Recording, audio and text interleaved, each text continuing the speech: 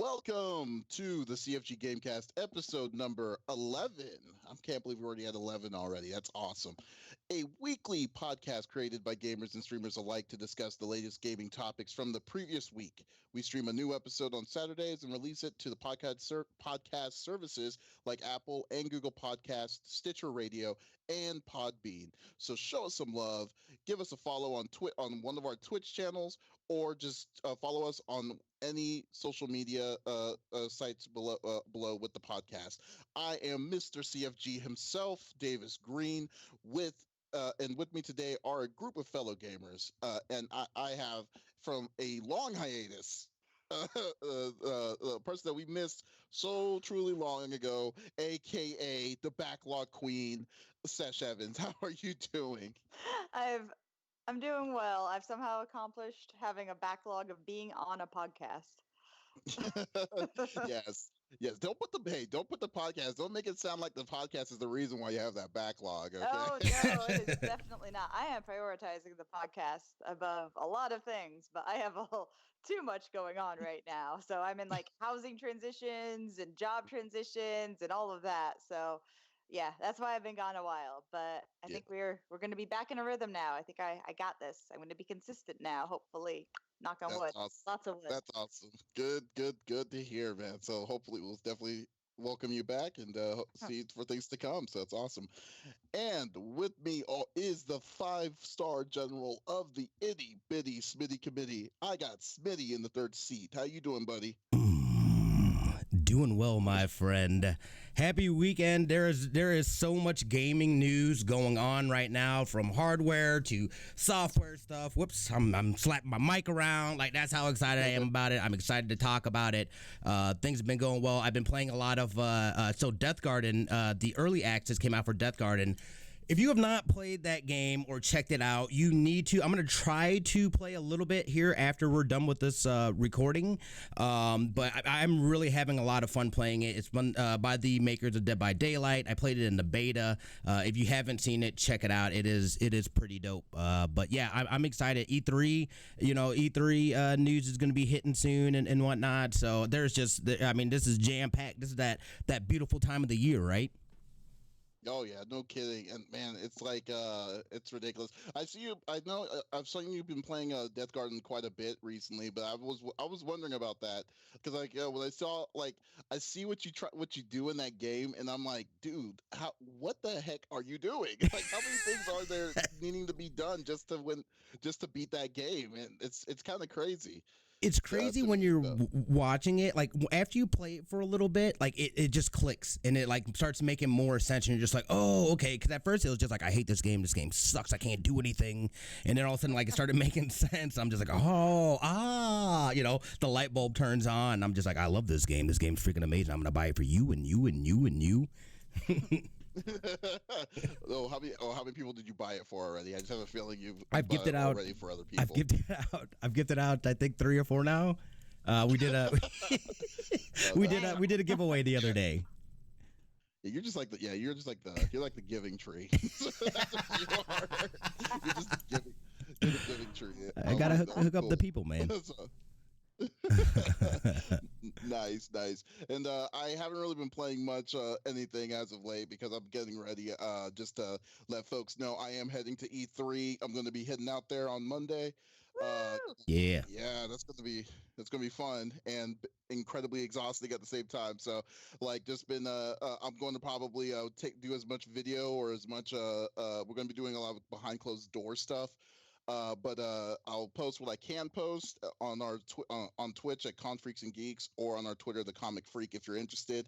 And definitely check by it. But I'm definitely hyped. This is my very first one. I'm gonna try to take as much advantage as I can on it. So. But anyways, let's get into it. I know that's what everyone's been wanting to do for the past while, so let's go. So as always, each of us picks a new topic of discussion within each video games or from the previous week. The topic could be anything. about like a specific game or anything that happened in the gaming industry. And also, if you have a topic that you want us to discuss, you could go into the top where it says CFG Gamecast, put in any topic. We'll talk about it if we have time at the end of our discussions. And you could also just check if you have any future ones. You could check us out on the Comic Freak and just type it in there, or the CFG at confreaksandgeeks.com.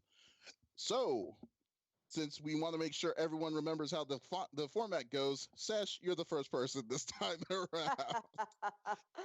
Thanks for welcoming me back. Yeah. I'm actually gonna talk about a very laid back topic. I want to actually talk about and this is inspired by there's going to be a gaming music festival in Las Vegas this year. And it's the first of its kind that's just for gaming and combining that with music. And I just want to talk about that and how these events, like E3 especially, and we're going to, I'm sure, have more to talk about, a lot more after E3 happens, but a lot of these events and like tournaments and conventions and all of those things are always really focused on like parties and get-togethers, and it's just one of those things that we actually do see a lot of, like, once you start going to them, which people that are just fans of video games might not go. Like, not everyone has gone to like a video game convention of any kind, or a tournament of any kind, and these things are just there all the time. And so I'm really, really happy to see that something that's just as mainstream and normalized as going to a music festival is getting a video game flair to it. So I'm really excited for a lot of the new announcements for that. Like, it's going to be in October, late October, so kind of near Halloween, not quite though. And then Vegas is always great. So if it's Vegas too, like, what a good place to start, because that is literally a party city. And I think it's just really going to encompass that. And I'm loving how video games and esports are taking over Vegas. Like, they have the esports arena out there. They've deemed gambling on video games legal out there too. So it's opening like all kinds of new, different, weird worlds that like a lot of people probably haven't thought of before, including festivals. Well, I mean, yeah, it's nice that there's going to be. I mean, well, first off, what's the name of the festival? Did you say it? It's the Matarama Gaming plus Music Festival, and so it's actually it's taking place October 19th through 20th, Las Vegas at the festival grounds, and it'll showcase a marquee of gaming, esports, live music. They don't have any information on like ticket sales or what those are going to cost yet, but it's being produced by C3 Presents. So they're the company. They did the Austin City Limits Music Festival and Lollapalooza. So it's, these companies that specifically do music festivals. This isn't going to be a fire festival, guys. Like, this is going to be a real festival. If it was a fire, oh my God! If it's a fire festival again, I don't think the world's ready for another fire festival. I will give everyone $5 if it does turn out to be like that, but I have confidence in it already. Shoot, if people could be spending that kind of cash for what they did with the fire festival, they should give us money. Right. Oh my goodness. Oh my goodness. I've seen that documentary twice already, and I love it because I know those people. Like, those are real people that we all know in everyday life, and like I've really known them, like the ones that have that kind of money and spend it. Like, just being in the film industry, like, you encounter that every once in a while where you're just, this person is spending so much money, so they must have money. Well, I mean, right. the cool thing about this gaming thing is, like, I mean, yeah, I mean, it's cool that they're doing a festival for gaming, but at the same time, it's like, now the real question is, like, how are they going to do it? For me, like, it's like, are they going to be? Is this going to be like an after party, or is this going to be like the festival itself is going to be dedicated in music gaming? Like, or like, I mean, I'm assuming it's just going to be like a theme. I'm assuming the way I'm looking at it, thinking of it, is that they would have to make it like a celebration of games, like game remixes, and then at the same time, make it a kind of like a little mini EDC, GDC, or no, I'm sorry, GDC, EDC. There we go, like a mini EDC or something like that for it to kind of for it to pop, because like like if it's what I'm imagining it that they're wanting it to be for people to like come from all over to just party and stuff like that. They obviously they would need to make it. They would need to have their own kind of original music from gaming, but maybe using like original backdrops and then mixes and DJs and stuff, and then B, just a ridiculous amount of like of freedom that you're going to allow people to do whatever they kind of wanting to do during that kind of festival. So yeah. So what my imagination is going wild with this is like, one, I do think like there'll be gaming music covers. I think it's going to be a little bit more on the mainstream, where I think it's just going to have like a lineup of bands and they'll be playing their sets as well. It'll just also include this. I think there's going to be, I'd hope there'd be like free play areas. There'd be maybe a mini tournament here or there. There'd be just all those other activities that you can get at a really well put together festival, but with a video game flair and theme to it. And I think it'd just be very fun. Like it could just be a really fun mix of like this mainstream thing that people do, but with like a whole video game flair to it. And like just like buying the shirts would be fun, like the merchandise that could be there. I don't know if there's any video game companies that are specifically sponsoring it yet. Like this was a new thing that just came out, and it is being put together this year, so it's probably not going to be as grandiose as I'm thinking, but it's one of those things where like, wow, this is the first of its kind. Wow, I wonder what else they can do with this kind of thing, and like how much what other like kinds of activities and like get-togethers and different things they can include, because like they say specifically like esports too, but it's not like the headlining thing. So like it could be really fun, I think. I think like if it's done right, like this would just be like a really fun trip. Like just anyone that's a gamer that hopefully, depending on what the lineup of music is, likes any of that music, because usually it's just, if you've ever been to any of these after parties, it's a lot of EDM Mario music and almost nothing else. I'm not seeing much of a difference.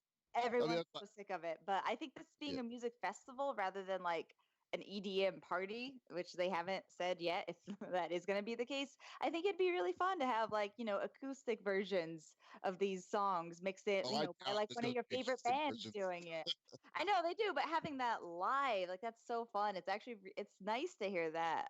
The EDM I'm sick of, and having like a party EDM Mario track is, it's, if you've been to any of these, it's like played out after one night. No, because dude, you're like on the outside. First off, you're at the Las Vegas Fairgrounds. Smitty, you already know more than anyone about this kind of stuff. I'm just sitting there chomping at the bit. Yeah. All right, so my thing, and there's still more information I think that's needed to be had here. When you label something as a festival, I have a very different opinion than, you know what I mean? Or if you're considering it a festival, then it better be a festival. You know what I mean? Yeah. It should be then geared towards the music, and then, the other stuff is kind of supporting things. Hey, we got a tournament booth over here, or we got this and that. I think, again, you gotta remember too, I think they also started Life is Beautiful festival out here, which is a really big festival. They do a really nice job, and I feel like, especially out here in Vegas is good for embracing these kinds of things, and then kind of blowing it up and putting doing that stuff. But they're really supportive of that. Obviously, it helps the local economy. It brings people into town and stuff like that. So I'm totally all for that. That's something I would absolutely check out, as opposed to say going to EDC or something. Like I couldn't do that. I don't think I'd end up dying or something. But the video game festival, I'd go too hard. A video game festival, I think that's there's a lot of potential in that, and just seeing, because there is a big esports scene, or a bigger esports scene that's emerging out here. The casinos, I do some freelance work and stuff like that, where I'm hearing and sitting in on some of these gaming. They're talking about gaming and how gaming is evolving and stuff like that, and video games and esports is very much in those talks. At the college UNLV, they have a esports program. You can get a scholarship to UNLV doing this stuff. I mean, the stuff is here. Again, and one of my big goals is I'm trying to get in on that ground level. People are still kind of searching and figuring out how to, how's this going to work? How do we monetize this? This and that. And, I want in on the ground floor on being able to develop that and being a part of this. And this city is very, open to seeing, what it can be. And I think this is kind of going to be that mecca of where it can kind of grow and explode and turn into, you know, whatever we have 20 years down the road. You know what I mean? I think this is going to be kind of that smoldering pot, that kind of that catalyst, if you will. Oh yeah, no, I totally agree with you there. Like there's, you know, like there's the tech city, there's the film industry city out here, like LA, and then there's like Vegas is what it is right now too, but I think it's going to grow into something like this where it's going to be the video game festival city, because they've embraced video games a lot out there already, like having like the esports arena, having all these other things happening, having, they do obviously do like big conventions and stuff like that, like Evo. I almost said E3. But I think it's really going to be like, it could very easily be like a video game festival mecca. I agree. Awesome. Well, I don't see, I just don't like, your eyes of a festival is different than what I'm thinking how this festival is going to be. Cause like, I do like the idea of what you're saying. I really do. But I feel like the festival is just going to become another, like not like as big as an EDC, but it's just going to be like like that kind of thing again. Like the level of all that kind of yes, the theme is, I think it's going to be more like, hey, here is a music festival, the theme is gaming. That's what I think it's going to be more like.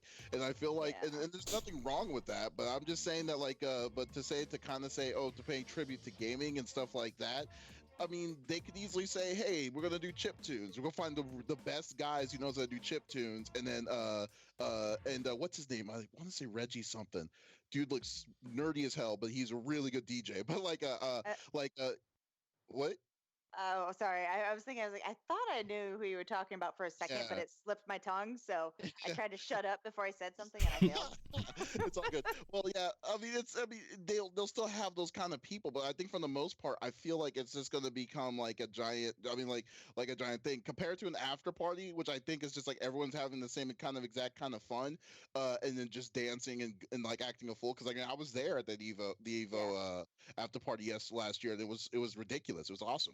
Yeah, But it was really fun. Well, yeah. I think you're mostly right that I don't think this one is going to be all of this. Like, I'm like, oh, my imagination's going wild with what it could be and what it could mean. But like, just like the esports arena out there, it's like, wow, there's so much more potential that succeeds. And then like, what else are we going to get from it? So I think like this is like, it could be the start of something, even if it's not specifically this festival. Right. I just think it could be something that's like really fun, something that's very similar to like esports arena, but maybe just more casual gaming and just gaming in general, and like more of like a festival and appreciation of gaming rather than like just like the competitive and after party side of it.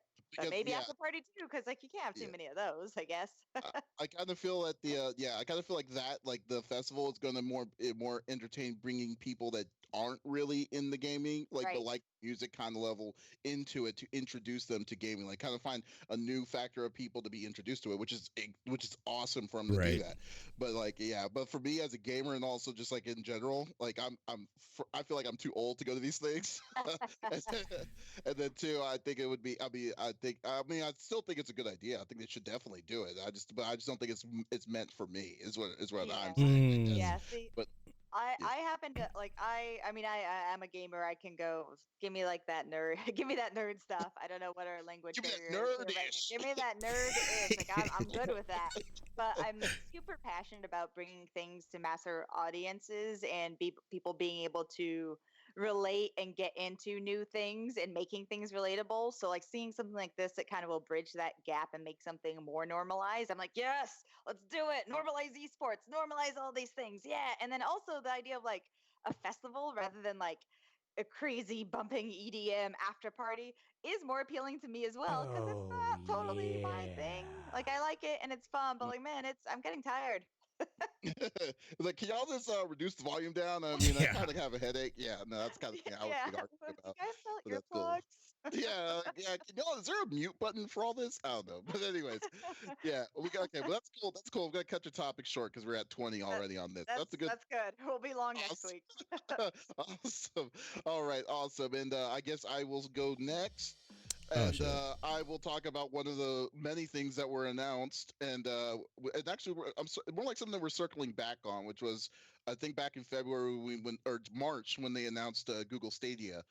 I was saying the idea was cool. I think that was like podcast episode number 2 that we were talking about this, and I thought that hey, cool. I mean, it's a cool concept, but I need more information on this, and I'm going to let you know, Smitty, that I bought into it too. So like I bought the starter. I bought the starter. No, pack you for didn't. It. No, Oh, you boy. didn't. Oh You're my the gosh. dummy for us. Let us know. I bought the starter. Got him. Well, it's not because I'm sold on it. I just feel like you got to give something a chance before you can just write it down. I mean, that's just where I've always looked at it. So I felt that the amount of money that it was asking me to do. I mean, it was the bare minimum to what they were like for what it was supposed to do. I got to know. I mean, I just have to know. So that's where it was. So that's just I mean me as just the curious dude to check it because you just see the amount of crappy systems I have, dude. I have the old school. I have the Oya and all these weird ones too. But anyways, on Thursday, Google did their first Stadia update, and they're going to be doing like periodic ones called Google Stadia Connects, which will give like information kind of like Nintendo and State of Play and stuff that Sony's starting to do. And they gave us more information about the Google Stadia, the platform. So now I'm not reading this off of anybody. I got this from a press release that they sent me itself. So let me see if I can get it back up, which I lost. So by pre-ordering like you have, do you know if there's any different perks for you for this? Yeah. I was going to show it to you here. Give me let me see. Come on, I can't believe I lost it.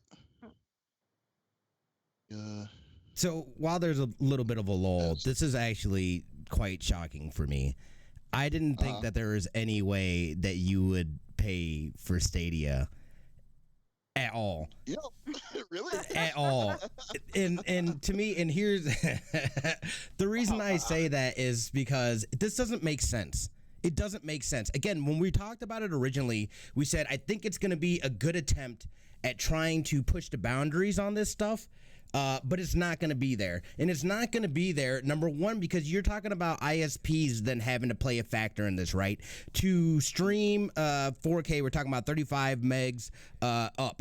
You're talking about, depending on hours of gameplay, if you're playing at 4K, you're talking about a terabyte of data. There's some people in some parts of the country and stuff like that aren't even offered unlimited. So that's not even a viable thing that they could do. You know what I mean? Okay. And you know what I mean? What was it? A Gigatron byte? What was some of that nerd vomit teraflops? Yeah, I don't know. Teraflops. Yeah, the guy all the teraflops. Guys. All the teraflops. Okay, I got the fact sheet out. Okay, then I'll answer your thing there a minute there, Smitty. But yeah. So basically, they said that the availability of the game system of the version is going to be November 19th, 2019. There's no specific date as of yet. There's going to be 30 games that will be available on day one. Stadia now there's going to be 2 different versions of Stadia that you'll have accessibility to. One of them is going to be called Stadia Pro, which is $9.99 a month. And inside with that $9.99, you can get up to 4K 60 frame per second HDR with a 5.1 surround sound.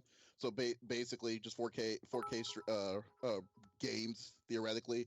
You get free games occasionally, exclusive discounts to games. Stadia Pro will also give you full access to Destiny 2, the full game, including the upcoming expansion that's coming out with Shadowkeep. If you get the Stadia Pro bundle, and also includes the Stadia that also includes the Stadia base benefits, which the base benefits is that the max that the base benefits will give you is 1080 Pro, 1080p, and buy and keep games that you want. Play in Chrome browsers on computers or on your Pixel 3 or 3A phones. Which basically comes to that. So it's not available for all phones. You're only able to play on Google-based, like Google-owned phones. So Pixel, only the Pixel phones. itself. So yeah, Trepidation begins. well, here's the thing though too. Who plays on a? I mean, like, why would you play on the phone when you have like other access on that? Yeah, We've talked about this. Like Camping. the mobile gaming is actually, I know it's people it's divide mobile. like You're real gonna be gaming, playing. and mobile gaming, but mobile gaming is almost just as big of an industry. Like it's Oh my god, huge. I know. it's mobile. It's not like you're gonna say, "Hey, I'm gonna play the Division Two. Listen to the Division Two. 8-man raid on my phone." I wouldn't do I just don't Death Stranding on my iPhone. Okay. that. Hey, if that's all I had, Okay. man. I'm just saying. Okay, so then so like I said, launch games, 30 games, so I'm not going to go into all of that. Now the cool thing is that now for $129 there, now it's supposed to be backwards compatible with any controllers, but they do have their own specific controller. And then so their pro bundle that comes, if you get the pro bundle, you'll get a specific a dark blue limited edition controller with a Chromecast Ultra that you connect your controller to. You get 90 days of the Stadia Pro thing, and you are able to have like the first dibs of the Stadia name, and you get a buddy pass, which would allow your buddy to play 90 days as well with Stadia Pro. So for $129, I was like, okay, and you get the Destiny, which I mean means nothing to me, but it's still like it's still worth like about $300 worth of stuff with it for it. And then I was like, you know what? This is probably the best chance I would say yes. I would want to give it a shot by. So that's why I'm doing it. I wanted to check it out. Now, Which of the the two reason did you get?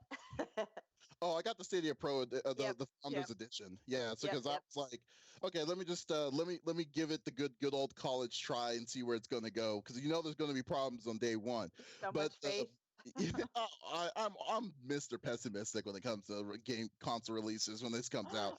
But the biggest thing was this. The reason why I thought that it would be a good thing to check out, Smitty, was that first off, you're right. 4K it's ridiculous because they're saying the minimum requirement for you to go 4K is 30 megs per second. On a stable 30 megs. So you need to kind of make sure that you have that kind of accessibility for wherever you're at. It's not accessible everywhere, but if the places that are doing it, you can do it. Now, that alone, if you do have it, you can't. Then yeah, you should get the Stadia Pro. But the way that they have it set on their basis, like with this, they're saying their Stadia base, which is going to be released in 2020, is going to be free. That means anyone can get any access to this without feeling obligated to pay the $9.99 a month cost. So they're allowing people to give you access to this thing. Now, the only other reason why that you would ever want to get the pro, the pro standard to pay the monthly, is if if you care about the free games and stuff like that. But when they said, hey, you can buy and keep games that you want, I mean, you could basically increase your library on the games that you already have and not pay an additional fee to the platform, unless I mean, now the one question I had is how you're going to do it. Like, do you have to buy through Stadia to get the access, or can you go through? Let's say you buy a game on Ubisoft, and then you want to play it on Stadia. If you're able to do that. So they didn't really explain how you can do that, but I sent that question immediately to them to see what they're going to say. I still haven't heard back from them. So I think that from what they are trying to build, it makes sense that they're trying to build something cool. Like, I mean, like it does seem like it's something that's plausible, but I really hope it's as good as they say it's going to be. I really do, because if it does, because I mean, if it does, and then if you have, I mean, like, because like in my opinion, Stadia base alone, you have nothing to lose. I mean, you really have nothing to lose at that point. You're just still playing it on you're still playing through a browser. I just wanted to get the controller and the Google Chrome Ultra. That's the big thing I wanted too. So I was like, okay, cool. It trips me out because you are a big physical games guy, and this is gonna have zero physical games. So if this goes belly up, what happens to the games that you then purchase? Because you have nothing now. Well, I got PC. Well, PC, everything's digital on me anyways. I don't buy anything physical on PC because there's no point getting anything physical on PC. Everything is everything. Most things isn't based inside the physical case itself. You have to download it from either Origins or Steam or wherever you bought it from. So so saying that you're buying a physical copy on the PC game is a myth. I mean, you might as well, yeah. So I might as well play like if how I think it's going to be is that Stadia will allow you to link your UPlay, your Origins, your Steam accounts to it, so you can play your library and stuff on games that allow you to play with it.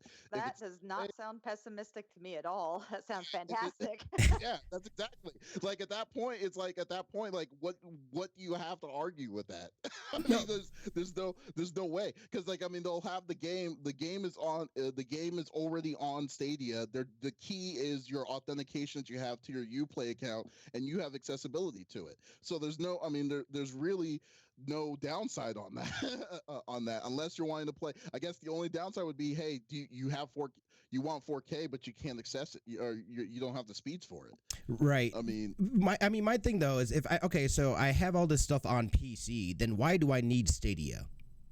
You know what I mean? Like I have all this stuff. You're not giving me any kind of exclusives. You're saying I have to pay this money and membership for games that I already have on my PC, that I can access on my PC, that I can access on my PlayStation, on my Switch, whatever. I don't see why it's necessary. You know what I mean? Like mobile gaming. and that to me would be the big draw, is that you could do this. You know, mobile gaming would definitely be a lot more viable. You know, having this. Hey, I got this. That is the only thing. Otherwise, like to me, it's like you're just making me pay for something that I already have and I can already access on all my devices, basically anyway. So, no, but let's say theoretically that let's for instance a game that you have, for instance, let's say the Division 2. All right, because you're not. I mean, because like my big thing is like, hey, because Division 2 is coming on Stadia day one. So like that's what I was asking. I was when I immediately asked about that, I was like, hey, I already have Division 2. Why would I want to buy it on Stadia again and just do all that crap again? I'm waiting for that answer. So now me being skeptical is that the way that it works, because you don't have a physical copy of the Division 2, you have a digital copy that you're going through UPlay to gain accessibility to it. Right. So what if? So what if Stadia says, hey, or what if Uplay says, hey, you can link your Uplay account to your Stadia account, and then you play, and then you could still you don't lose anything. You're like you don't lose like your saves, you don't lose any of your stuff. You don't even, let's say you don't want to pay for the Stadia Pro account. You don't play for the Stadia Pro, but you have access to your game that you're able to in 2020 be able to play your thing for free at 1080p without using your computer resources. I mean, it's like without using your computer resources to its maximum settings if you have this consistent 20 megs for 1080p. I mean, and being a streamer and focusing on your the layout and stuff like you have could be 100% utilized on everything else, your OBS and everything else to show what you're playing on Stadia. But you still have to have a browser up, and browsers eat up a shit ton of resources. Well, yeah, they do, but the processing wise, I don't think it's still gonna be a lot less than what you would be if you're playing at a full res game. Right. So I mean, I'm just saying that you're not necessarily paying the monthly for I mean, from what I'm gathering on this, I could be wrong until they give me more clarity on this. Is what I'm going by, but I feel that they actually have a really good chance. Excuse me. They have a good chance on saying, hey, the games that you already own, that's within those 30 games that you already have, you can just push it onto your thing, and then and still play it without paying the extra monthly, without paying the monthly. Is where I'm going with, because I don't understand when they said, oh, if you have the free version, you can still purchase games and then you can still play it, because it's not like a monthly service and then here's a library of games you can play. It's not it's not reading to me like that it's going to be that way. So yeah. So I mean, I don't know. So I mean, that's why I got to say I got to try it out before I make a full opinion on if it's worth it or not. And I got 3 months to mess around with it. So Right. So I mean, I don't know. Wait, so I'm you actually already surprised you have weren't it? gonna get it. So what's Smitty? I said you already have it. Oh no, I purchased it. I reserved it. Okay, so when did it come out? You said it's in It comes out September. November 2019 comes out this year. Okay, I don't know, man. I was looking at it and I was like, that would be cool to be able to play on any screen and have a joystick. You know what I mean, or like have a controller that you can use and you can play basically anywhere. That is exciting, especially with their base thing. I mean, I don't know. It just seemed weird though, like having the subscription. I mean, if you already have like a Humble Bundle subscription, you know, stuff like that, you're already getting free games and whatnot. They're not coming out with anything that, like, you know what I mean? Like, it's not anything, like, I don't understand. And I know they're coming out with the free one here later next year or early in next year. But I don't know, man. Yeah, I would have waited, but that's me. Like, I'm definitely curious. I want to I'm glad you're like giving us updates, and you're going to be able to give us a lot more updates because you're putting the money into it. But I'm going to wait till I get those updates. I think for me, this is the way I logically look at it too. I get a ton of games for free. I'm luckily we're at a position where we get games for free all the time for reviews. It's $129 is nothing to just say, okay, I want to let me try what this is. So that's 2 games. Yeah. Okay, let me go with it and see where it goes. You know, and then like I said, I'm not on the boat 100% yet either. But like I said, I don't like hating things just to hate them. I'm gonna try it out and just pray that it's as good as what they're saying it is. So so let's see. Yeah, no, I totally, I get you, and I think it's worth to at least try it out. It's not. I'd rather sit back and see what happens as opposed to jumping in. I'm still not completely there yet, but I think, you know, I definitely see the potential there. I just don't see how it's all gonna work out and how they're gonna manage stuff. And I'd rather, you know, I kind of want to see it just unfold a little bit and then, you know, kind of go from there. I think the BS is the 4K. That's where the BS is going to be for me. It's like they say 30 megs down on the 4K of the consistent connection. I'm like, okay, whatever. You say that because maybe it's because it's something that we've never seen that kind of style this before. I think it's just new technology that they say that they can do. We've seen a little bit of it with the Odyssey demos that they were doing in the fall of last year, but in a mass scale. Let's just pray to see if their money is they put their money where their mouths are for it. So okay, so that was a good discussion. Yeah. Well, good discussion on justifying why I spent money on this thing. I'm gonna do that one of these days. Like, guys, look, I did a thing, and now we have to talk about it. Yes. It's like 7 months later. I'm like, okay, guys, I was wrong. My bad. Let's continue on. That's what I'm worried about. Hey, we kind of got that already with Anthem. We already got that with other stuff. So hey, it's my turn. It's my turn if I make a mistake, which odds are it's not going to happen. It's just me being egotistical, but it's not going to happen. But we'll see how it goes. Okay, but just before we start the last topic, Smitty's topic, I just want to remind y'all, if y'all have anything in mind that you want us to discuss at the end of this podcast, remember just to go up to the CFG Gamecast area, type in a topic that you want us to discuss, and we will talk about it at the end if we got some time. So, Smitty, you are up at bat. What is your topic? Okay, so I call this. We all know that my love hate for Destiny 2, Bungie, all that stuff. I called this when Forsaken came out. I said I am not gonna drop the money on this. I know in 6 months it's gonna be free. What did they announce? Destiny 2 is going free to play. I believe that is in September. It's also moving to Steam and getting cross save from console to PC, which I think that is fabulous. Yeah, it's dumb that it wasn't. Yeah, exactly. I was like, I feel like it was kind of dumb that wasn't a thing. Yeah, I knew that this was going to happen. There was no way that it made sense for them to do that. We saw that actually happen with the Taken King as well, where all of a sudden, right before they came out with Destiny 2, they're like, the Taken King and all of Destiny is free now. You know what I mean? Get people all hyped up on it, get them to go in, start learning about it, and then hopefully cross over to Destiny 2. So this is being prompted because they are coming out with their big expansion now, and I'm curious about this, and I haven't really looked into it too much. But the next expansion is going to be a major expansion, so that's going to cost money. So it's like absolutely they're going to make all this stuff, and I will probably go back and play Forsaken and see what it's all about and whatnot.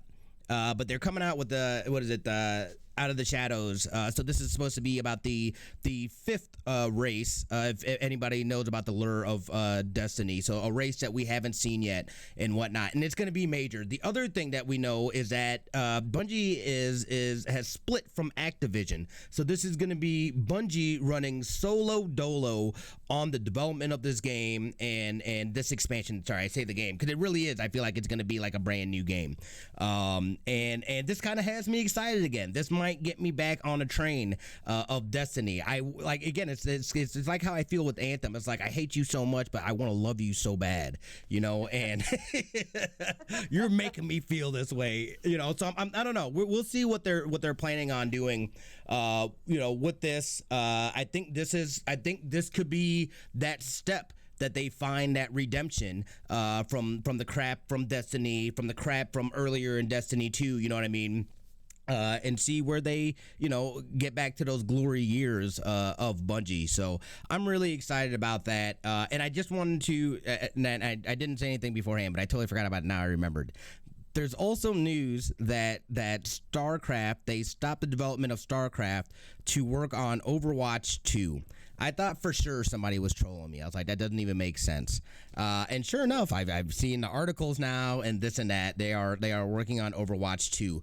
So I dug in a little bit and checked that out. And that seems to be that they're going to be focusing more on it being a PvE experience, getting into the lore, getting into the characters and stuff like that. That's got me. I saw somebody in one article I was reading, they were talking about it maybe possibly being like kind of like a Left 4 Dead 2 style game or something like that. So yeah, I was just like, yo, number one, I already say that you can make a movie just from all the comics and the little shorts and stuff like that they've done. I wish it would be like a Netflix animated show. Yes, I would pour all kinds of hours into that. Sorry. Yeah, no kidding. I mean, you're totally awesome. That'd be freaking awesome if they do that. I didn't even know that there were still developers on StarCraft still on there. That's quite interesting. So, yeah, well, apparently they were working on like a first person StarCraft thing. It was built off of the Overwatch engine, is where they were building it off of. That's really cool. Mm-hmm. Yeah, well, I'm not familiar with Destiny 2 that much. I tried playing a little bit of it, and I was like, "This is the same game." And I think I stopped before the first expansion. But for the most part, do you think Activision was the reason why they were kind of, you know, felt like nothing was changing itself, or was it now? Do you think that since Bungie has more freedom, since it's their own camp, that they can do whatever they want for it? I don't know, because I didn't know about Bungie until Destiny. I found out that they did Halo and this and that, and how amazing Halo is. You know, and again, not having Xbox, I never played any of the Halos. I just heard about it, and then you know, everybody was like, "Oh, they did good stuff with Halo. Bungie's the next big thing. It's gonna be huge. It's gonna be amazing." And then you know, we started doing it. So that was my first experience, not only with Bungie, but a game like that, just in general. And you know, and I enjoyed it, of course. But then you know, all the complaints started happening, and things, you know, it got kind of ran short, and people got into a bad state, and people started pointing fingers at, you know, Activision, blah, blah, blah, and you know, Bungie. I don't know, to be honest. I think this is that chance for them to show, hey, this is what we're really about. Either that, or you know, they were the ones, you know, mucking everything up, and that will show again in this expansion. I don't think it's gonna happen though. Okay, well, I mean, I personally think that Bungie is well, and also, sorry, another question: is this the last? Is this the last expansion that they're going with, or are they planning on doing any? Still planning on making more expansions for Destiny 2 before they switch to a new sequel? I think that so there will be this one. I think Destiny will get to year 3 with another major expansion. I think here in year 2, this is the major expansion for it. They'll probably do another one. There might be some smaller, the game passes that are like $5-10 maybe DLCs, and which will who knows what they'll do with that stuff. But as far as major ones, this is going to be one that will kind of reshape, I guess, how the game moves forward. They may get some, but I could see them also announcing sometime like mid next year or something like that, saying, "Hey, Destiny 3, we're working on it." They're already working on Destiny 3. We already know that. They just haven't officially announced anything, I don't believe. But I think next year we'll see that. We'll see another major drop for year 3, and then we'll move on to Destiny 3. Okay. Well, that's not, well. I mean, it sounds awesome. I am trying to look. I'm looking forward to trying it out again with the expansions because I kind of feel like I feel like I play the game if it's more if I feel it was more complete, and if hopefully what Stadia promises with the full with everything until the new expansion, will give me a good opportunity to mess around with it a little bit more. So yeah. So I mean, no, I think what they're doing. I think the nice pivot of now, is this going to be completely free, or is this a temporary thing? Like, are they planning on just like trying to introduce new people to it? Yeah, I think it's just going to be free to play from now on, is my understanding, and then basically the next expansion will probably be at least, I'll say minimum $40, if not a full price game. Yeah, see, I can't spend I know. $40 on the DLC. I just can't. I know, it's like that's so many indie games or games on sale. Right. Well, like, like, okay, if a DLC was like less than 40, like, I mean, like, Monster Hunter, the new Monster Hunter that's coming out, Iceborne, is going to probably be it's going to be a $40 or $50 game, but at the same time they're considering that to be its own kind of, it's a expansion, but but it's so big that you're getting basically a brand new game. So that's how big of a I really wouldn't consider that to be a DLC pack to the original. It's kind of like how old school tech is. That's kind of how Street Fighter 2, the Street Fighter 2 Championship Edition, and all that stuff used to be like. But like how Destiny has always done, how Call of Duty have always done, saying like, oh, you want to get the game? Okay, here's the game, $60. Oh, you want to get the season pack? Oh, the season pack is $89. It's like, I can't do that.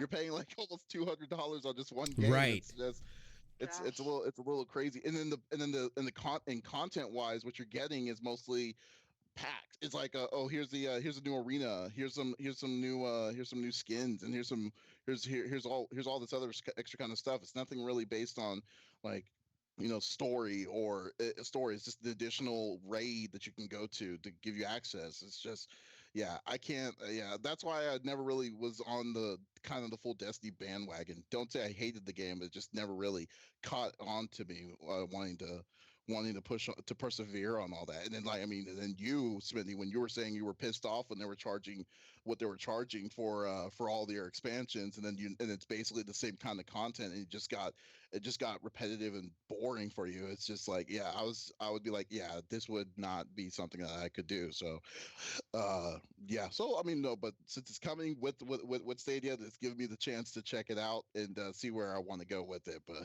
but that's really basically it for it. Are you going to get back on so when it comes out, Smitty, or? I don't know, man. Like, I want to know the story and the lore. I want to just see how it, and I love the raids and stuff like that. Like, I want to do it for that, but at the same time, it's like, I just know I will never grind it like I had grinded it before in the past, and that was fun for me. I don't know. Maybe I will. Plus, I know that there's other games coming out, too. So am I going to just forego these other games that I've been waiting to play, or go back to this game that, I'm just like, I played it. I know they come out with some new stuff and whatnot, but do I really want to spend that time playing that. Maybe I'll get around to it. Maybe I'll check it out. We'll see. I mean, I got the like I had the Anthem, the beta for Anthem, or not the beta, the PTS. I was thinking about installing that so I can go in and check out the Cataclysm because I want them to win so bad. I want them to win so bad. You're just their cheerleader. I am. No, it's crazy. No. I met the streamer. Go guys, go. Yeah, I met the streamer that like die hard loves Anthem, and people like go in and like talk trash to him. It's like, look, dude, it's like the game is fun, man, like straight up. So it's like a lot of people are hating on it right now and this and that. I think it'll eventually get to where it'll be good. Bandwagon fans, because I mean, it's a mixture. I just think it's a little mixture of like, it's an EA game. It's technically EA, and right. then secondly, like the content wise. So like people, it's just people may just get on the boat on it, but at the same time, it's not as bad as what they're saying. Right. Like this is complete garbage. Because I mean, no, I mean we played together for a little bit. Yeah, but I got almost 180 hours on that thing. Play as long as you have. Right. Yeah. So. Yeah, I mean, it is what it is. At this point, it is what it is. We're wanting to get it to make it better. We're still waiting for it to make it better. But yeah. So I mean, we'll just leave it. We'll leave it at that. There is. Yeah, there's still hope. There is. Some hope. I agree. You know what the hope is? It's No Man's Sky, dude. On what happened? Yo. Like how they pivoted. How they pivoted towards it. Yeah, I mean, I haven't even like really dove into what their update is, but I know it's a monster, and it's finally basically because I was another one that got on that hype train. I had it like I was on a road trip from New York back here to Vegas, and I took my PlayStation with me to make sure I could play it when it came out, and I was just like, I am bored as shit. That was night one. I was like, whoa. I was like, I don't see anybody. I can't interact with people. I was like, what is this? No Man's Sky, yeah. Yeah. No Man's Sky, like day zero, No Man's Sky was I was never on that hype train because Well, when No Man's Sky was introduced, I was like, "What is this?" I don't even understand what are you doing? What are you doing? Like, what's the gain of doing what you're doing on this? And then so I was like, okay. So then 4 years. Then remember, it was in that weird limbo for like 3 or 4 years. You didn't know what was going. Like I didn't know what was going on throughout that whole time. And then I was just like, I'm gonna wait and just see where this is gonna go. And sure enough, with all that stuff that was happening, with like they kind of talked more than what they expected when the game first came out. But give it another 3 years on top of that, it's a lot better than what the original one was. Right. So, no, yeah. Have you played the original, the newest version of it? I haven't. I played when it went multiplayer. I played a little bit with Smitty Tales and some other people, but I haven't played it really since then, I guess. I mean, again, like once I've moved past the game, it's hard for me to go back and like jump back into it because I feel like I'm a stranger in this world that was once familiar, but now looks like a completely different place and space, and I don't know what the hell I'm doing.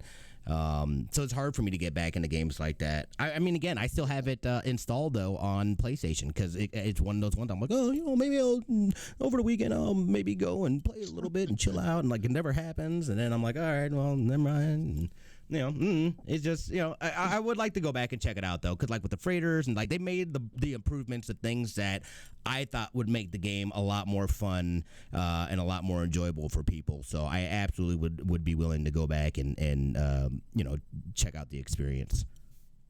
Okay, yeah, well, yeah, that. I mean, there's a lot of games that are like that, which I never which I don't know how many times I've said before. Like, it's the worst way of developing a game is saying, "Hey, we're gonna just give us some extra time. We'll release it now. We'll just give us some extra time, and it's going to be the game that you're expecting it to be." Division 1 was like that.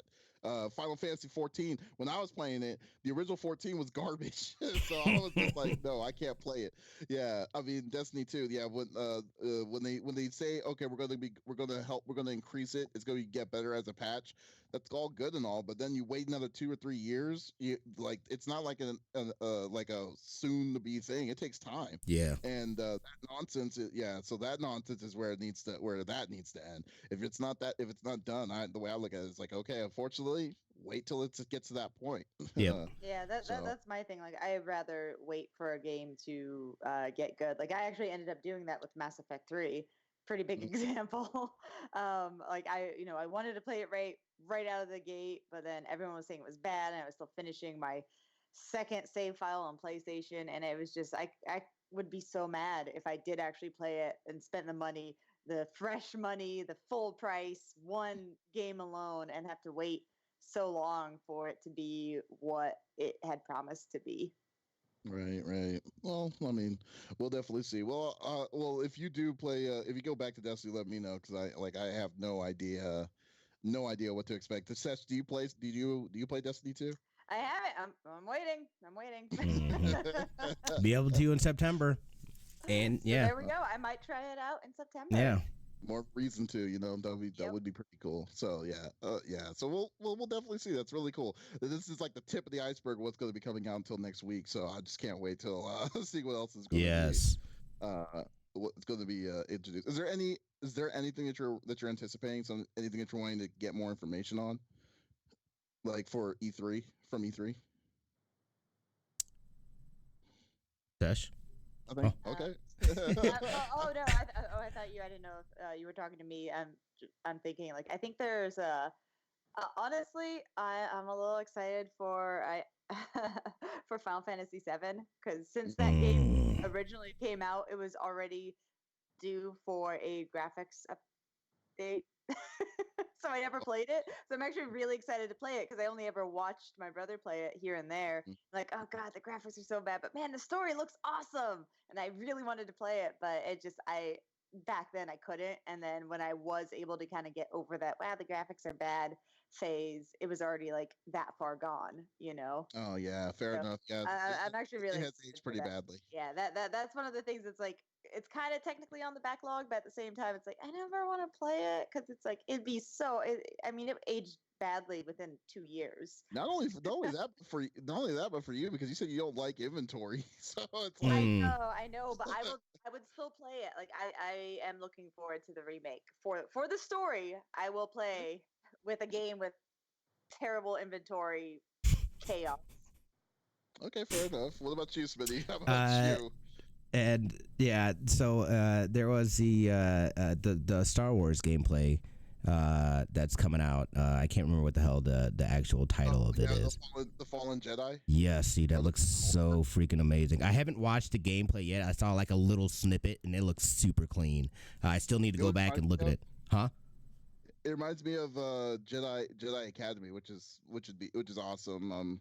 It looks good. It looks really refined, I will say, but yeah, I just hope the game is long or longer than I think it's going to be because from the history of how EA's treated Star Wars, I'm kind of very skeptical. Right. But we'll see. Yeah, that's true. Yeah, that's very nice. I'm looking forward to Cyberpunk 2077. That's the one I'm looking forward to.